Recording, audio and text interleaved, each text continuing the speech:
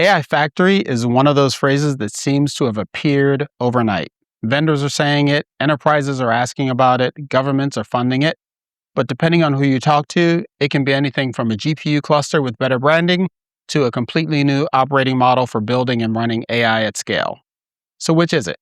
I can't think of two better people to help me get to the bottom of this question than Thierry Pienaar, CTO of AI and HPC at HPE, and Kaushik Shirhatti, VP of AI Factory at NVIDIA, who are here with me for a special edition of the TWIML Briefing Room, live from HPE Discover 2026. When you talk about an AI factory at scale, what are we actually talking about?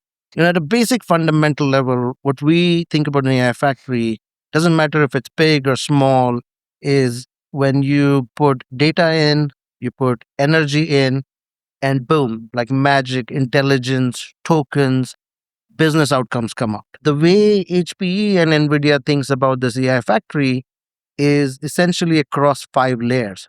So you think about the energy, you think about the chips. So all the innovation that NVIDIA brings in, all the innovation that HPE brings in, you think about the infrastructure, all the hardware, all the different options we give customers to go host it.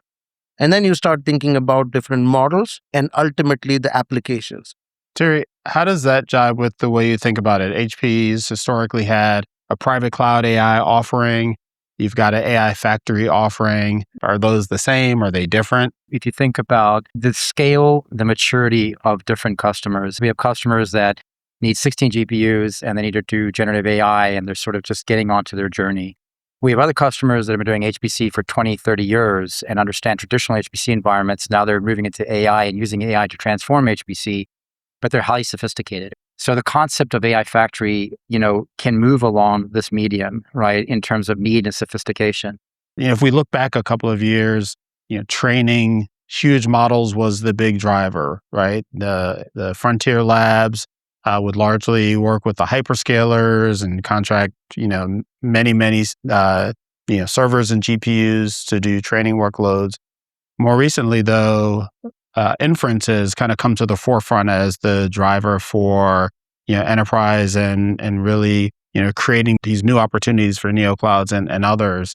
Talk a little bit about what you're seeing on the inference side among your customers. You have to look at inference from a cost optimization perspective, power to token, and then also from a let's say architectural strategy perspective. So you can see the adoption of inference with technologies like memory optimizations, like KV cache, CXL, intelligent routing capabilities like Dynamo from NVIDIA as well.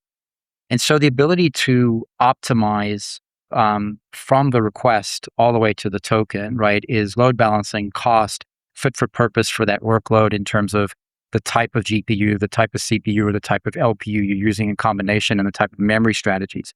It's one thing to use AI via an external service provider. It's a totally different ball of wax to build out that infrastructure within your organization.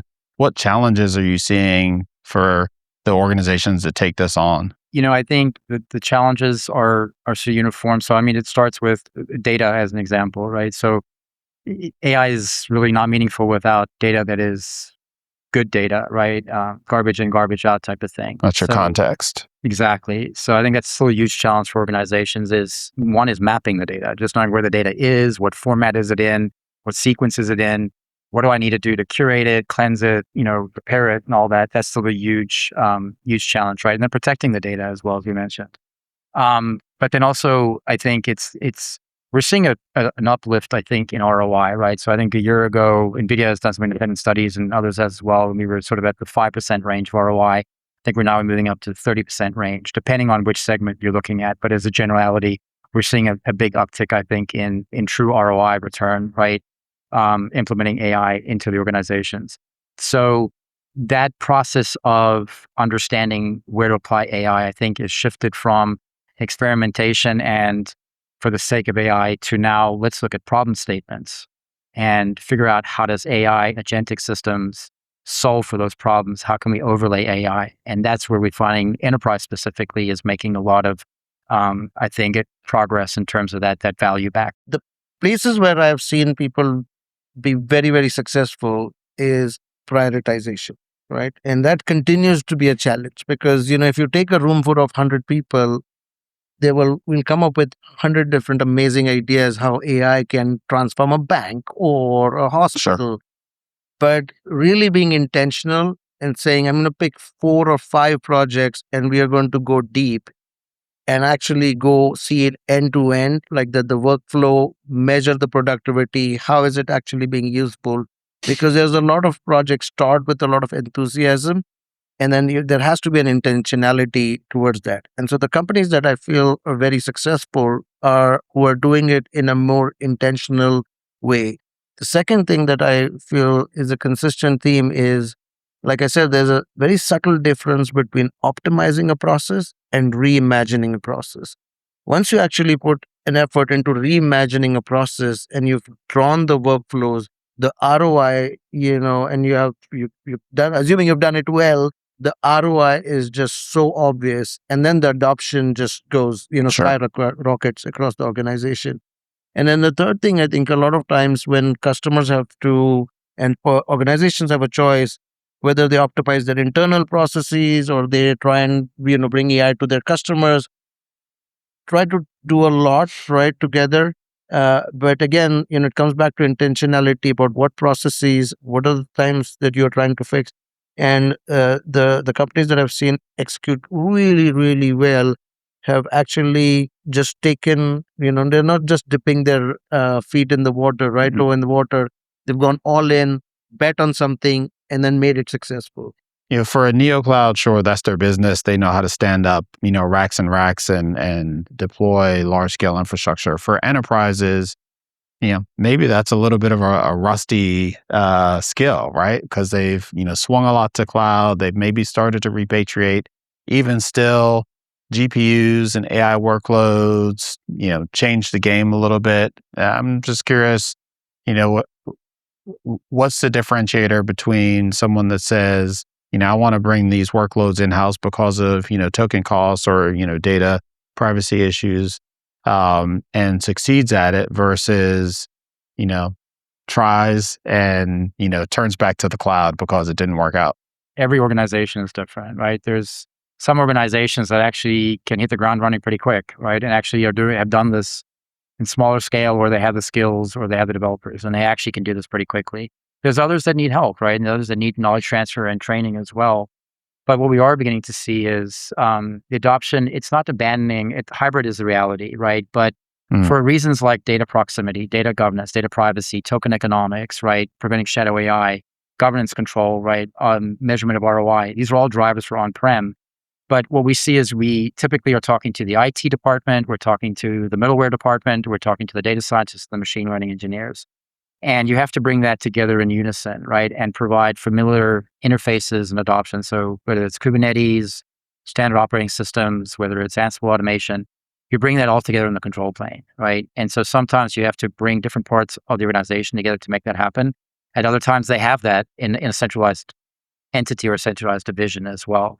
One interesting thing that's happened because of AI, it has actually helped break down silos within companies. Because traditionally, always you had, within companies, you had storage teams and you had compute teams and you had software teams and you had data teams and ML teams. Those still exist, but you cannot operate in a silo to go build an AI factory. Those all have to come together. And that was frankly one of our biggest inspirations when we built our enterprise reference designs, because that's when we put out those designs, it combines all of that stuff and it makes everybody thinks about the strategy as one big strategy versus I'm going to go pick my favorite networking vendor. I'm going to go pick my favorite compute vendor. I'm going to go pick my favorite software. And so we validate everything and we get all these enterprise together. And the more cohesive the plan is, the chances of success there. I had a question on here about sovereign, which has come up in this conversation already, and kind of what are the drivers. It's a topic that, we were talking about it here at HPE Discover last year. It was, one of the few places I was hearing it. Now I'm hearing it all over. If you compare even a week ago to today, the conversation is, gone from a theoretical conversation to a very concrete conversation. And I'm alluding to the release of Fable by Anthropic and the US government asking them to restrict access to that. So now this is a very real concern. Tell me a little bit about what you're seeing on the sovereign side. Sovereign AI to me, is just so critical for any country, right? Is because most of these countries who are adopting sovereign AI strategy aggressively have realized one thing, which is a good sovereign AI strategy is the biggest place where they can drive economic value for the country, for the citizens. They have the language, they have the context, they have the cultural context, and they don't want to be dependent on infrastructure from a country that's not there. Um, and so fundamentally, these are very obvious things, but guess what? Nobody was doing that other than few countries. Nobody was doing that until recently. Mhm. And that has changed. And what has allowed them to do, and we have some great examples, in the Middle East, in France, in India, what that has allowed in Japan, what allowed them to do is build local models, get local context, hire and attract talent, start, this wave of entrepreneurship. In some cases, the governments are directly involved. In some cases, the government are enabling and subsidizing and enabling an ecosystem where the country can thrive, and then the talent pool gets excited and innovation. So it's a flywheel, right? At the analyst session I just left, we had a guest speaker from TELUS, their head of sovereign AI programs. Yeah. And he talked a little bit about the success that they've had. Is that a use case that you're familiar with? Yeah, I'm very familiar with that particular project. Sovereign AI, at the end of the day, really is about strategic autonomy, right? It is about a nation or an entity. It can be at the enterprise level as well, right? Really not being dependent, as little dependency as possible, right? It's like you're never going to eliminate all dependency. You never control the full stack, but you are going to be able to get to sort of like areas where you can really leverage for strategic autonomy. TELUS is a great example of that because they're fundamentally a Canadian telco that is servicing in the interests of Canada, right? And they're providing development of talent, they're providing development of the infrastructure and the development of the software ecosystem to drive innovation. And that can be correlated through citizen services. So as an example, creating taxation services or passport applications in multiple dialects, right? And automating that from a citizen services perspective. It can be national defense, right? So how do I actually implement under certain geopolitical climate conditions, certain contingencies, right? And using AI and HPC to actually simulate and develop those strategies. It can be in the context of AI economic empowerment. We've helped many different countries to actually build an ecosystem of AI startup companies that then get access to a system based on a vetting process. And then they get help and support with talent development to get to a minimum viable product. And from there, they can actually, potentially get routes to market, right, through introduction. And that's something that, like TELUS as an example, is aspiring in all those contexts, right? So they're driving economic empowerment, citizen services, all kinds of different programs, right? And that's creating overall growth, right, in the ecosystem. So that's a great example of a traditional telecommunications company that diversified into GPU as a service, and now they're moving into much higher up in the stack and becoming a sovereign provider as well. I'd love to close us out with some spicy takes. If we look back in a couple of years at what we're doing today as we build out AI infrastructure, what will seem quaint or crazy? I think we'll definitely be at liquid cooling across the board. I think that's something that will happen. And I think that agentic capabilities will be every day. I think it'll be like using Excel, using PowerPoint. I think, and it's end users that will be empowered as well to do that. It's seamlessly, the complexity will be abstracted, but I think the adoption and implementation of that will be utilized on a day-to-day basis. Kaushik? For me, I think this whole on-prem versus cloud debate, I think will be like, what are you thinking? I think customers are going to choose hybrid. They're going to smart enough to pick what workloads go on cloud, which one will go on-prem. This project-oriented view of AI, I think, will go away. And just like we don't ask whether we need email servers, we're not going to ask, do we need AI factories? Should we put AI factories in our budget next year? I think that would be we'll look back and say like, oh, we used to think that way. And then the last thing is just like how we feel about Gen AI versus Agentic AI now. I think physical AI is going to be around the corner, and physical AI, when these machines and robots, have all the power and capability of like agentic AI. We're going to look back at this time and say, "Oh, remember the time when we were like all excited about agentic AI?" So it's pretty exciting times ahead. Well, Kaushik, Terry, thank you both for joining me for this special edition of the TWIML Briefing Room. Thank you so much. Thank you. Thank you.